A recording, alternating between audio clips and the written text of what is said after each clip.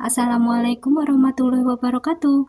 Apa kabar semuanya? Semoga kesehatan dan keberkahan selalu menyelimuti kita semua, amin. Kali ini saya akan membawakan rangkaian kisah dakwah Nabi Muhammad SAW ketika kota Mekah menerima berita kekalahannya. Sebelum saya mulai, saya ucapkan terima kasih kepada semuanya karena sudah klik channel ini. Langsung saja check it out. Kedua kubu yang berperang di Lembah Badar sedang menikmati hasil mereka masing-masing. Pihak pemenang yaitu kaum muslimin bersuka cita atas kemenangan yang mereka dapatkan. Sedangkan di pihak yang kalah yaitu kaum musyrikin, mau tidak mau harus menerima kekalahan mereka dalam perang Badar. Setibanya kaum muslimin di lembah Ar-Rauhah, sebuah lembah yang jaraknya 80 km dari kota Madinah. Mereka disambut oleh penduduk kota Madinah. Salah seorang penyambut mendekati Rasulullah yaitu Uzaid bin Zubair yang berada di tengah-tengah pasukan kaum muslimin. Kemudian Uzaid pun berkata, "Wahai Rasulullah, selamat atas kemenangan kaum muslimin.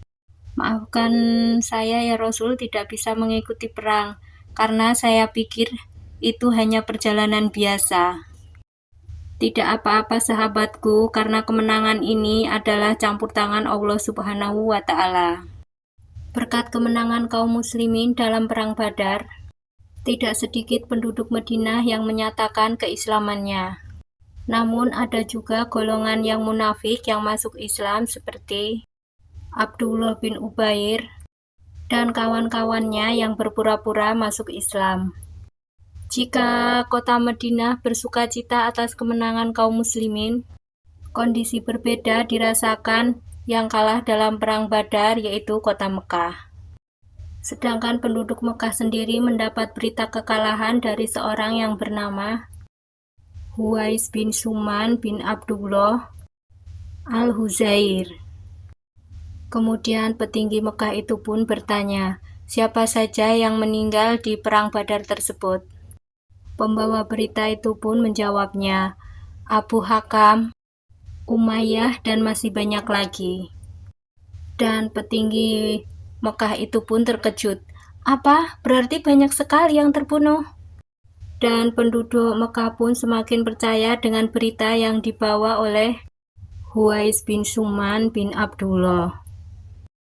Karena mereka juga melihat para prajurit yang kalah melarikan diri pulang ke Mekah. Dan mereka pun ketika ditanya membenarkan bahwa mereka melarikan diri karena mengalami kekalahan. Berita tentang kekalahan kaum musyrikin akhirnya sampai juga ke telinga Abu Lahab. Abu Lahab ini adalah musuh besar kaum muslimin. Sebenarnya Abu Lahab ini adalah masih kerabat dekat Rasulullah SAW.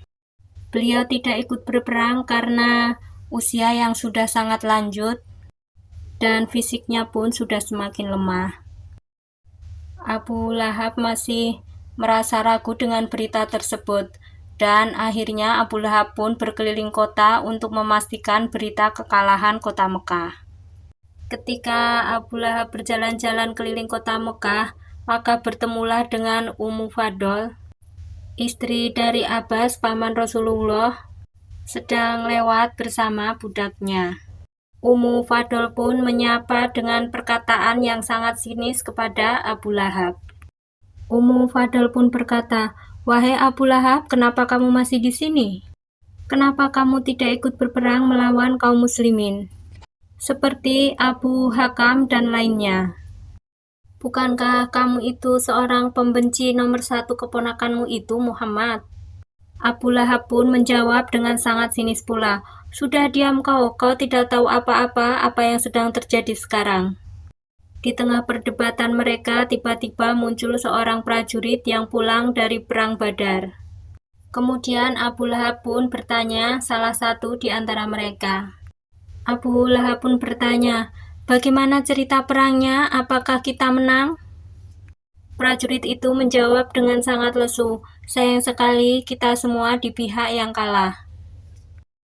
Walaupun pasukan Muhammad itu jumlahnya sangat sedikit, namun aku melihat banyak sekali pasukan berbaju putih yang membantu pasukan Muhammad.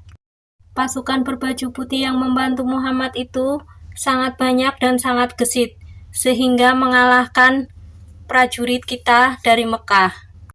Mendengar kekalahan prajurit Mekah tersebut, Abu Lahab masih bengong saja, tidak bisa berkata apa-apa. Tiba-tiba budak Umi Fadl itu pun berkata, "Demi Allah, pasukan yang membantu Muhammad yang berbaju putih itu pastilah malaikat yang diturunkan dari langit oleh Allah Subhanahu wa Ta'ala." Abu Lahab pun dengan nada yang sangat marah berkata kepada budak tersebut, "Hai budak, kamu itu sangat rendahan, berani sekali kau ngomong begitu."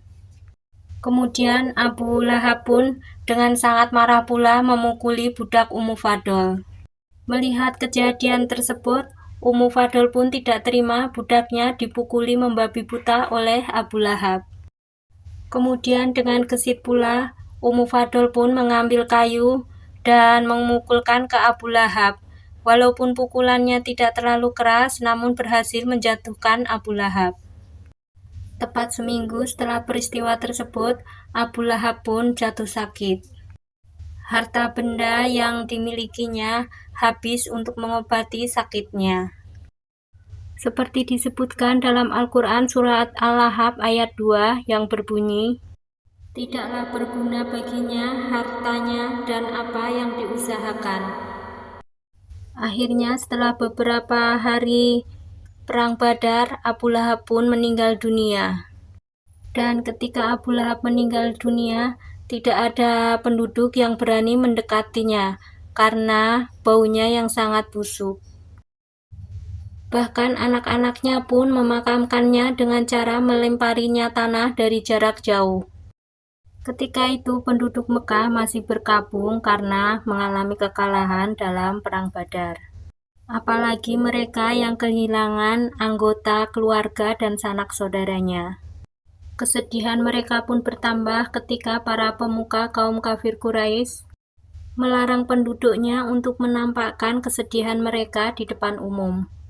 Karena kalau kalian menampakkan kesedihan kalian di depan umum, maka Muhammad pasti akan jumawa dan sangat senang sekali melihat kalian semua bersedih. Dan kalian juga jangan buru-buru menebus tawanan, karena tebusan tawanan pasti akan dihargai dengan sangat mahal. Namun jika kalian santai, maka lama-lama harganya pasti akan turun. Pokoknya kita semua harus menjaga harga diri di depan Muhammad dan pengikutnya.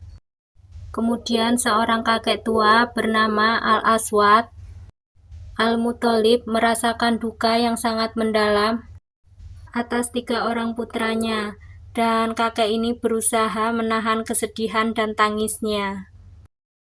Dan tiba-tiba saja di suatu malam terdengar tangisan dari luar rumah.